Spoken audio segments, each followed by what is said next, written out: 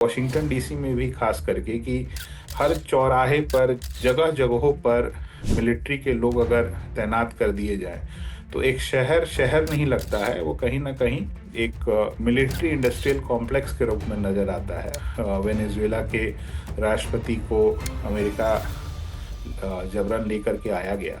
उस घटना के बाद भी पूरे अमेरिका के कई शहरों में इसके खिलाफ विरोध प्रदर्शन किए गए। अमेरिका में नागरिक अधिकारों पर एक तरीके से कब्जा करने की तैयारी कर रही है ट्रंप सरकार। आज ही एक अमेरिकी सांसद के पेंशन को रोक दिया गया है क्योंकि उसको लगा कि सरकार को लगा कि सांसद के द्वारा कुछ ऐसी बातें कही गई जो देश विरोधी है। एक राज्य सरकार के जज को गिरफ्तार कर लिया गया। क्या आपने ये महसूस किया कि ट्रंप के राष्ट्रपति बनने के बाद जो भारतीय अमेरिका में रह रहे हैं, वैध तरीके से भी रह रहे हैं, उनमें किसी तरीके का डर पनपा है, किसी तरीके के डर के माहौल में वो रह रहे हैं? क्या ट्रंप दुनिया के पहले चुने हुए तानाशाह बनते जा रहे हैं?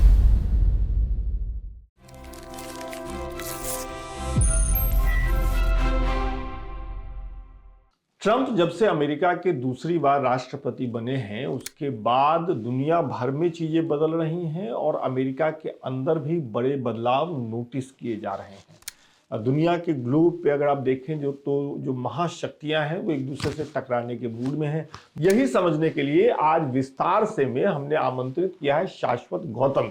शाश्वत गौतम बिहार के हैं, रहने वाले हैं, राष्ट्रीय जनता दल के प्रदेश महासचिव हैं। मतलब लंबा अनुभव शाश्वत गौतम का अमेरिका में रहने का है। तो आज की बातचीत में शाश्वत गौतम से मैं यही समझने की कोशिश कर रहा हूं कि जैसा मैंने शुरू में कहा कि ट्रंप के आने के बाद दुनिया भर में जो बदलाव दिख रहे हैं, देश के अंदर क्या बदलाव हो रहे हैं। क्योंकि शाश्वत गौतम पहले ओबामा प्रशासन के दौरान भी अमेरिका में रहे, ट्रंप जब पहली बार राष्ट्रपति बने तब भी वहां आते जाते रहे, और अभी जब उनसे मैं ये बातचीत करने वाला हूं तो वॉशिंगटन डीसी से वो कनाडा पहुंचे और कनाडा से ही हमसे बातचीत में जुड़ रहे हैं। तो ये समझने के लिहाज से बहुत जरूरी है कि ट्रंप की वजह से दुनिया भर में हो रहा बदलाव देश के अंदर, अमेरिका के अंदर कैसे घटित हो रहा है। तो चलिए ये दिलचस्प बातचीत शुरू करते हैं। आपसे उम्मीद है कि आप आखिर तक बने रहेंगे और अपनी राय कमेंट करके बताएंगे। आज सुबह जब हम अपने दफ्तर पहुंचे तो हमने एक बहुत ही डरावना वीडियो देखा है जो सोशल मीडिया पे हर तरफ तैर रहा है। अमेरिका के एक शहर में जो आईसी एजेंट हैं, वो एक महिला को गोली मार रहे हैं, वहां लोग चीख रहे हैं, चिल्ला रहे हैं। मैं चाहता हूं कि थोड़ा सा, चूंकि आप 15 सालों तक अमेरिका में रहे हैं, पढ़ाई लिखाई वहीं हुई, नौकरी भी कुछ समय तक आपने वहां किया, इस शहर के बारे में थोड़ा हमारे देखने वालों को बताएंगे। ये कौन सा शहर है, कहाँ है मैप में, क्या इसकी स्थिति है? देखिए, मिडवेस्ट कह के कहते हैं कि मध्य और पश्चिमी भाग अमेरिका के अंदर ये एक राज्य है मिनेसोटा करके, और इसका एक बॉर्डर है कनाडा से जुड़ा हुआ। तो उत्तरी अमेरिका के उत्तरी भाग में है, और वैसे मतलब मध्य और पश्चिमी भाग के जो श्रेणी के जो राज्य हैं उनके आता है। और ये बहुत लोग नहीं जानते होंगे, बट ये मोटे तौर पर अ, वामपंथी विचारधारा या समाजवादी दृष्टिकोण की विचारधारा की राजनीति का एक प्रभावी क्षेत्र रहा है। और मुझे जहाँ तक जानकारी है कि लंबे समय तक जो डेमोक्रेटिक पार्टी के उम्मीदवार रहे हैं राष्ट्रपति पद के, ये राज्य अमूमन डेमोक्रेटिक पार्टी के उम्मीदवारों को समर्थन में रहा है। आज भी इसके दोनों के दोनों सांसद जो हैं, सेनेटर्स जो हैं, वो डेमोक्रेटिक पार्टी के हैं। इस राज्य के गवर्नर भी डेमोक्रेट हैं। और ये भी बहुत इंटरेस्टिंग है कि इकलौता राज्य है अमेरिका का जहाँ पे डेमोक्रेटिक पार्टी को डेमोक्रेटिक पार्टी नहीं कहा जाता है, democratic party of farmers and labours कहा जाता है। तो किसान मजदूरों की डेमोक्रेटिक पार्टी नाम है, आधिकारिक नाम इस राज्य के अंदर डेमोक्रेटिक पार्टी का। और किसान मजदूर संगठन तो ऐतिहासिक तौर पर समाजवादी या वामपंथी विचारधारा के साथ जुड़ा रहा है। तो उसका यहाँ इस राज्य के अंदर अच्छा एक प्रभाव है उस विचारधारा का, और लोग सामाजिक न्याय की मुद्दे को लेकर के इस राज्य के अंदर काफी जागृति रही है। और मिनेसोटा, सेंट पॉल, मिनियापोलिस जो शहर है, ये दो शहर अगल बगल में हैं, ये घटना वहीं की है और ये बहुत दुखद घटना तो है, ये मैंने भी देखा जी, इसको। जी। तो शायद यही एक वजह है कि जब गोली मारी गई उसके बाद भी वहां खड़ी एक महिला इस पूरे वाक्य को फिल्मा रही है, वो गुस्से में कुछ अपशब्द भी कह रही है एजेंट से। लेकिन मेरा सवाल आपसे ये है शाश्वत जी, एक मन हर किसी एक सवाल हर किसी के मन में है, माफ करिएगा, वो ये हम जैसों के जो अमेरिका को दूर से जानते हैं, किताबों से जानते हैं, हम ये जानते रहे हैं कि अमेरिका का समाज, अमेरिका का लोकतंत्र, अमेरिका में बोलने की आजादी, प्रदर्शन करने की आजादी हमेशा से बहुत महत्वपूर्ण रही है। आप सालों तक अमेरिका में रहे, अभी आप वॉशिंगटन से लौट करके आए हैं। मैं आपसे अगर एक तुलना करने के लिए कहूं कि अमेरिका की वजह से दुनिया भर में बहुत कुछ बदल रहा है, लेकिन अमेरिका के अंदर क्या बदल रहा है, अमेरिका अमेरिका के समाज में क्या बदल रहा है, वहां की सड़कों पर, पार्क में, दुकानों में क्या बदल रहा है, आपने क्या नोटिस किया अपने हालिया टूर में, थोड़ा वो बताइए, पहले से तुलना करते हुए। हाँ, देखिए मैं पहली बार अमेरिका 2011 में आया, अभी 2026 है, तो 15 साल का एक लंबा समय रहा, जहाँ पढ़ाई-लिखाई के साथ-साथ जो है हम लोग काम भी यहाँ किए। पिछले इस बार जब मैं अमेरिका गया तो एक अभूतपूर्व बदलाव आया। ये मुझे ट्रम्प के जो पहले कार्यकाल थे एक राष्ट्रपति के तौर पर, उस दौरान भी नहीं देखने को मिला था। मगर मेरा ये अभूतपूर्व तो इसलिए था कि राज्य सरकार और केंद्र सरकार, जो एक राज्य सरकार होती है एक राज्य की, और केंद्र सरकार जो राष्ट्रीय स्तर पे जो होती है, वो दोनों स्तर पर एक एक बहुत कॉन्शियस एफर्ट था गवर्नमेंट के द्वारा कि एक मिलिट्री एस्टैब्लिशमेंट के तौर पर अपने आप को प्रस्तुत करने का। और दूसरा जो मुझे बहुत हैरानी हुई, वॉशिंगटन डीसी में भी खास करके, कि हर चौराहे पर, जगह-जगहों पर मिलिट्री के लोग अगर तैनात कर दिए जाएँ, तो एक शहर शहर नहीं लगता है, वो कहीं न कहीं एक मिलिट्री इंडस्ट्रियल कॉम्प्लेक्स के रूप में नज़र आता है। और दूसरी बात क्या है कि उसके अंदर जो सामान्यता रहती है एक शहर के अंदर, जो जीवंतता का भाव रहता है, वो बहुत हद तक खत्म हो जाता है या कम हो जाता है। दूसरी जो एक जो ज़्यादा महत्वपूर्ण बात है कि बातों को कहने की आज़ादी अमेरिका में एक उसका एक लंबा प्रचलन रहा है और अभी भी उसको मान्यता दी जाती है। यहाँ तक कि हाल-फिलहाल में जो हमने देखा कि यहाँ पर वेनेज़ुएला के राष्ट्रपति को अमेरिका जबरन लेकर के आया गया। उस घटना के बाद भी पूरे अमेरिका के कई शहरों में इसके खिलाफ विरोध प्रदर्शन किए गए। मतलब इसकी मीडिया के लोगों ने इसको कवरेज नहीं किया या सोशल मीडिया पे उस तरह से प्रसारित नहीं की गई। मगर न्यूयॉर्क से लेकर के, टेक्सास से लेकर के अमेरिका के कई शहरों में इसके विरोध में प्रदर्शन किया गया। लोगों ने आवाज़ उठाई और सोशल मीडिया पर लिखा। और आज के भी समय में ये बात बिल्कुल सही है कि लोग अपनी बातों को बेबाकी से कह रहे हैं, जिन मुद्दों को लेकर के उनको असहमति है।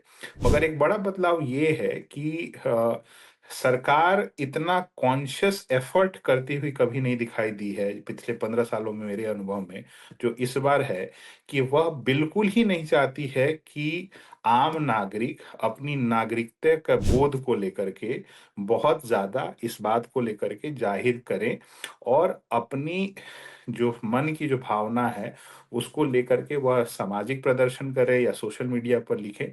और जिस तरीके से लोगों को टारगेट किया गया है या किया जा रहा है, मतलब आप ये कह रहे हैं कि अमेरिका में नागरिक अधिकारों पर एक तरीके से कब्जा करने की तैयारी कर रही है ट्रम्प सरकार। मुझे लगता है कि ये थोड़ा अतिशयोक्ति होगी कब्ज़ा करने की, मगर मुझे ये लगता है कि अ, आलोचना करने की आज़ादी को लेकर के जो भावना थी लोगों के अंदर, मुझे लगता है कि उसके अंदर एक बदलाव करने की कोशिश की जा रही है कि आप सरकार के विरोध में इस तरीके से खुलेआम नहीं बोल सकते हैं, नहीं जा सकते हैं, और अगर आप गए, तो आपके विरोध में हम कार्रवाई करेंगे, एक बात। और उसके बाद भी अगर आप नहीं माने, तो आपके विरोध का कोई फ़र्क नहीं पड़ता है, क्योंकि सत्ता और साधन हमारे पास है और हम अपने सत्ता, संसाधन, पावर और आर्मी और जो मिलिट्री इंडस्ट्रियल कॉम्प्लेक्स है उसका इस्तेमाल करके आपके किसी भी तरीके का विरोध का हम उसका बहुत ज़्यादा ध्यान नहीं देते हुए उसको जो है रास्ते से हटा देंगे। और जो हाल-फिलहाल में कई घटनाएँ हुई हैं, वो अपने आप में बहुत चिंताजनक है। जैसे आज ही एक अमेरिकी सांसद के पेंशन को रोक दिया गया है, क्योंकि उसको लगा कि सरकार को लगा कि सांसद के द्वारा कुछ ऐसी बातें कही गई जो देश विरोधी रहीं। इस तरह की बात कभी अमेरिका के इतिहास में नहीं हुई है, मतलब हाल-फिलहाल के टाइम में नहीं हुई है। एक राज्य सरकार के जज को गिरफ्तार कर लिया गया। अब भारत के अंदर अगर कोई जज को गिरफ्तार कर लिया जाए कि वह जो है केंद्र सरकार की किसी योजना के खिलाफ उसने जजमेंट दे दिया, तो ये फिर देश में क्या ही रह जाएगा कानून हम्म, व्यवस्था हम्म, या हम्म, न्यायपालिका की क्या हो। और हम लोग तो हमेशा जानते रहे कि न्यायपालिका सबसे ऊपर पायदान पे रहती है। सुप्रीम है, सुप्रीम है, सुप्रीम, हाँ, तो सुप्रीम। ये एक जब आप ये बात कह रहे हैं कि वहाँ के नागरिकों में एक डर बिठाने की कोशिश हो रही है, सरकार की तरफ से, ट्रंप सरकार की तरफ से ये कोशिश हो रही है कि नागरिक अधिकारों का ज़्यादा इस्तेमाल न कर सके लोग, धीरे-धीरे उसको सीमित किया जाए। वहीं हम ये देखते हैं कि न्यूयॉर्क में मेयर का चुनाव हुआ, ममदानी जो कि घोषित तौर पे ट्रंप के विरोधी रहे, वो चुनाव जीतते हैं। इसको आपने कैसे देखा वहां, अगर आप न्यूयॉर्क गए या फिर वहां कुछ लोगों से बातचीत हुई, तो इस बदलाव को लोग कैसे देख रहे हैं? देखिए, एक बात समझ लीजिए कि कहीं भी कोई चीज जब कोई प्रभाव होता है तो सामान्य रूप से हर जगह एक तरह का प्रभाव नहीं पड़ता है, और पोलराइजेशन होता है तो पोलराइजेशन दोनों तरफ होगा। न्यूयॉर्क की जो जनसंख्या है वो एक बड़े पैमाने पे अश्वेत, मूल रूप से जो अमेरिकी लोग हैं वो, और बाहर से दुनिया भर के देशों से आए लोग जो कि इमिग्रेंट्स कहलाते हैं, उन लोगों की संख्या है। ये अपने आप में एक बड़ा संख्या बल है जो कभी भी रिपब्लिकन पार्टी का अमूमन समर्थक नहीं रहा है। अब एक दो बार अगर अपवाद को छोड़ दिया जाए तो ज्यादातर समय, कई दफा तो विधायक के स्तर का जो चुनाव होता है न्यूयॉर्क राज्य के अंदर, एमएलए के लेवल का, तो वहां रिपब्लिकन पार्टी को तो कैंडिडेट नहीं मिलता है। मतलब ये बातें लोगों को नहीं पता है, मगर मैं बस बता दे रहा हूं कि ममदानी इससे पहले विधायक थे। वो 2 बार या 3 बार विधायक रहे हैं, जो भारत में अंदर जैसे एमएलए होता है, उसी तरीके से न्यूयॉर्क स्टेट लेजिस्लेचर के सदस्य थे। तो ममदानी ने डेमोक्रेटिक पार्टी के एक उम्मीदवार को, जो पहले से कई वर्षों तक वो विधायक रही हैं वहां पे, उनको डेमोक्रेटिक पार्टी की प्राइमरी इलेक्शन में हरा दिया, तो उनको नॉमिनेशन टिकट उनको मिल गया। तो उन्होंने फिर रिपब्लिकन पार्टी के कैंडिडेट को बड़े आसानी से हरा दिया। मगर एक बार तो बकायदा ममदानी के खिलाफ कोई कैंडिडेट नहीं मिला रिपब्लिकन पार्टी को लड़ने वाला, तो निर्विरोध भी एक बार या बिना बहुत ज्यादा विरोध के चुन लिए गए। मैं ये कह रहा हूं कि न्यूयॉर्क की जो जनसंख्या है वो, उसका जो डेमोग्राफी है वो बहुत अलग है, और वहाँ पे बहुत दुनिया भर के देश के लोग रहते हैं, और इमिग्रेंट्स की संख्या भी काफ़ी है, और बहुत सारे अश्वेत लोग और जो मूल रूप से अमेरिकी लोग हैं वो लोग भी रहते हैं। तो न्यूयॉर्क के अंदर जो अभी जो राजनीतिक माहौल है उसकी तुलना पूरे अमेरिका के राजनीतिक माहौल के साथ नहीं की जा सकती है, एक बात। दूसरी हम्म, बात कि न्यूयॉर्क शहर अपने आप में एक बहुत ही एक तरह से अवधारणा को विफल करने वाला, जो सामान्य अवधारणा है उस तरीके की वो वहाँ का पॉलिटिक्स रहा है। तो ममदानी का चुनाव और ट्रंप की हाल फिलहाल की नीतियों का कोई समावेश नहीं है, पहली बात। ओके। अगर अगर बाइडेन भी अगर वहाँ राष्ट्रपति रहते तो भी ममदानी ही चुनाव जीतते, और कल को अगर ट्रंप हैं और आगे भी अगर कोई रहता है रिपब्लिकन पार्टी का उम्मीदवार, तो भी वहां पर डेमोक्रेटिक, क्योंकि वो गढ़ माना जाता है। हम्म, अब आते हैं ट्रम्प की नीतियों के ऊपर। तो ट्रम्प की जो नीतियां हैं वो मूल रूप से अमेरिका के उपभोक्तावाद या उपनिवेशवाद को बढ़ावा देने के ऊपर केंद्रित है, और उस प्रक्रिया के अंदर नागरिकों का विरोध या उनकी असहजता मायने बहुत ज्यादा नहीं रखता है। इस चीज को समझने की जरूरत है। और दूसरी बात जो महत्वपूर्ण है कि वो ये सिर्फ अमेरिका के नागरिकों के संदर्भ में नहीं है, ये दुनिया भर के नागरिकों के संदर्भ में है, कि कुछ लोगों ने ये निर्णय लिया कि हम येन केन प्रकारेण अपने नीतियों के आधार पर देश और दुनिया की राजनीति को प्रभावित करेंगे। अगर किसी को समस्या है तो आए हमसे युद्ध कर ले, और हम युद्ध भी करने को तैयार हैं, उनको गोली मारने को तैयार हैं, उनके हर तरह के विरोध का सामना करने के लिए तैयार हैं, मगर हम कहीं से भी प्रभावित नहीं होंगे। और हाल फिलहाल की जो नीतिगत निर्णय लिए गए हैं सरकार के द्वारा अमेरिका में, वह इन्हीं बातों को पुष्टि करते हैं। और आप देखिए कि भारत जैसे देश के बारे में भी जिस तरह की टिप्पणी कही गई है, देखिए ठीक है, हम लोग मैं खुद एक राजनीतिक दल से जुड़ा हूँ और मगर भारत के प्रधानमंत्री के बारे में अगर कोई दूसरे देश का प्रधान राष्ट्रपति अगर इस तरह की अमर्यादित भाषा या टिप्पणी या हल्की कोई बात कहता है, तो वो एक सोचने का एक गंभीर मसला है और उसमें मुझे लगता है कि भारत के सभी दलों के सभी नागरिकों को इस पर गहन सोचना चाहिए कि ये ज़रूरी है कि इस पर ध्यान दिया जाए क्योंकि एक बहुत महत्वपूर्ण मुद्दा है। हाँ, बोलिए आप कुछ कह रहे थे विकास? हाँ, अगला सवाल ही मेरा यही था। मैं ये जानने में इंटरेस्टेड हूँ कि जब ट्रंप अपना दूसरा चुनाव लड़ रहे थे अमेरिका में, तो ये देखने को मिला कि बहुत से भारतवंशी, खास तौर पे जो एनआरआई हैं, जो भारत से अमेरिका में रहते हैं, वो अपने पूर्वजों से अलग हट के ट्रंप का समर्थन करते दिखे। बड़ी संख्या में ट्रंप के लिए गुटबाजी हुई, ट्रंप के लिए प्रचार किए गए, तमाम चीजें हुई। अब जब ट्रंप का दूसरा शासन अमेरिका में शुरू हुआ है, तो हम देखें, अगर पूरा एक क्रम देखें, तो पहले जो अवैध रूप से भारतीय रहते थे उनको हथकड़ी पहना के भेजा गया। उसके बाद भारत पाकिस्तान में जब टेंशन हुआ, तो पहले सीज फायर करवाने का पूरा माहौल ट्रंप लूट करके ले गए। और उसके बाद अब वो एक के बाद एक भारत के प्रधानमंत्री नरेंद्र मोदी को टारगेट करने की कोशिश कर रहे हैं और उनके माध्यम से भारत को टारगेट करने की कोशिश कर रहे हैं। मेरा सवाल आपसे ये है कि इस बार जो आप अमेरिका गए, क्या आपकी मुलाकात कुछ ऐसे भारतवंशियों से हुई जिनके साथ आप बैठे हो चाय पानी करने के लिए, नाश्ता करने के लिए, तो इन मसलों पे बातचीत हुई? वो क्या सोचते हैं ट्रंप के इस व्यवहार के बारे में? अमेरिका में जो भारतीय रह रहे हैं, वो ट्रंप के इस व्यवहार के बारे में क्या सोचते हैं, ये जानने में मेरी दिलचस्पी है। देखिए, इसके लिए कोई ज़रूरी नहीं है कि किसी से मुलाकात अभी ही हो, चूँकि फ़ोन पर भी बात होते रहती है या हम लोग के संपर्क के जो हमारे पुराने मित्र हैं या जानने वाले लोग हैं। देखिए, एक बात पहली बात समझ लीजिए, मुझे लगता है कि भारत के लोगों को अपनी गरिमा का ख़्याल रखना चाहिए। चाहे चुनाव कोई भी लड़े और दुनिया में कहीं भी चुनाव हो। अमेरिका को लेकर के जो इतना ज़्यादा जो ग्लैमराइज़ेशन है मीडिया से लेकर सोशल मीडिया और भारत के लोगों के बीच में, मुझे लगता है कि कहीं न कहीं उसमें एक बड़ी समस्या है। भारत के लोग उनको किसी ने नहीं कहा था कि वो ट्रंप को लेकर के जिस तरह से हल्ला-हंगामा और अपने समर्थन का जो भाव प्रकट कर रहे थे, वो ट्रंप नहीं गए थे वो ऐसा उनके पास कि ऐसा आप करिए। वो छोड़िए अब आप अमेरिका में क्या हो रहा था, आप भारत के अंदर भी फुटेज निकाल के देखेंगे, तो बहुत सारे बीजेपी के समर्थक कहे जाने वाले लोग यज्ञ करवा रहे थे और ट्रम्प की फोटो लगा करके, तो क्या अमेरिका के लोगों ने या ट्रम्प ने या ट्रम्प के समर्थकों ने कहा था क्या कि इन भाजपा समर्थकों को कि आप ट्रम्प के फेवर में जाकर के यज्ञ करवाइए और उनके जीतने की जो है मनोकामना मांगिए। तो बात समस्या ये है कि अगर आपको अपनी गरिमा का ख्याल नहीं रखेगा तो स्वाभाविक है सामने वाला व्यक्ति आपका उपहास उड़ाएगा।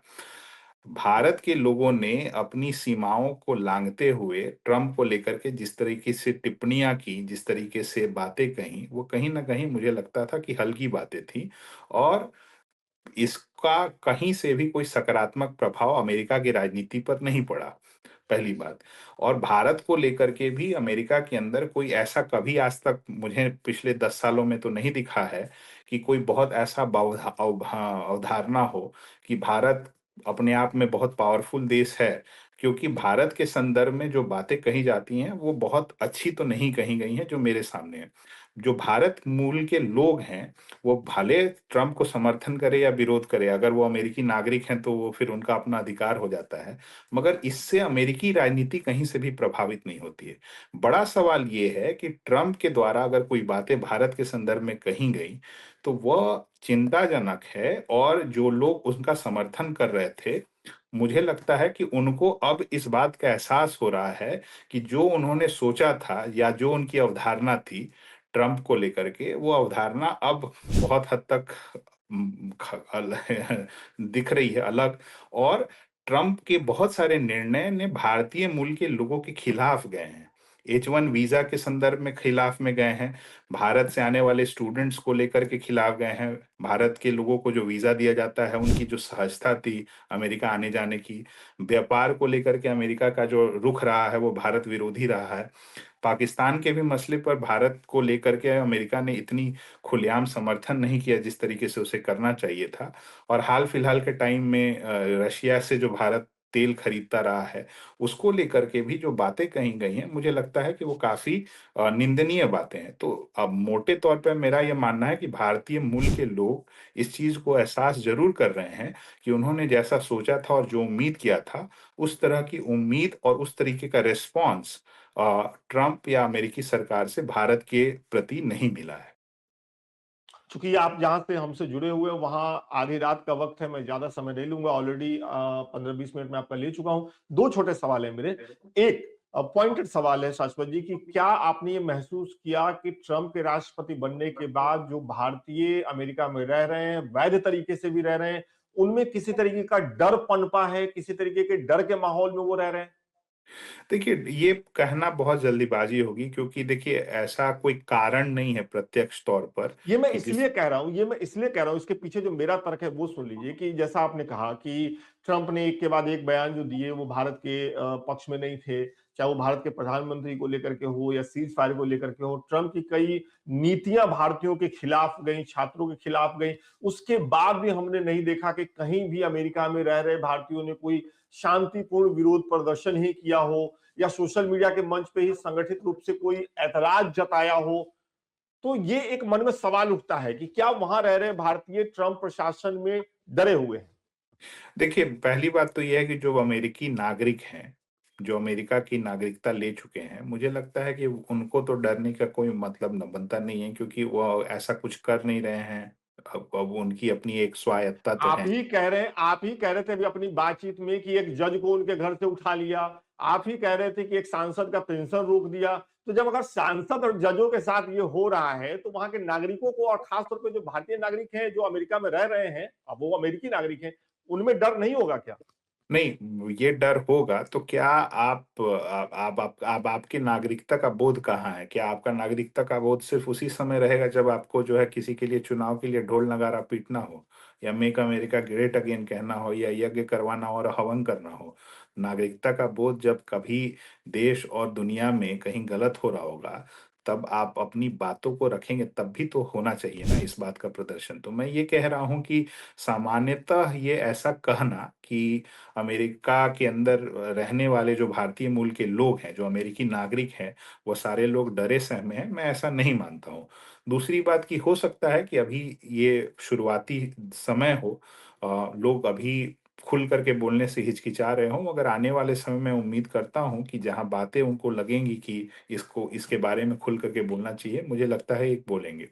दूसरा बात है कि सामान्य तौर पर मैं ये मानता रहा हूँ कि हम लोगों भारत भारत के अंदर भी और भारतीय मूल के लोगों के अंदर भी नागरिकता को लेकर के एक दोहरापन रहा है। हम लोग को जब ऐसा लगता है कि कोई ऐसी बात से हमको घाटा होगा तो हम लोग ज़्यादातर समय में चुप्पी लगा लेते हैं और जब लगता है कि हमारे साथ जो है जो सत्ता पक्ष या एक सरकार प्रतिष्ठान जो है हमारे साथ खड़ा हो जाएगा, वहाँ पर हमको चिल्ला-चिल्ला कर के नारा लगाने की आदत होती है।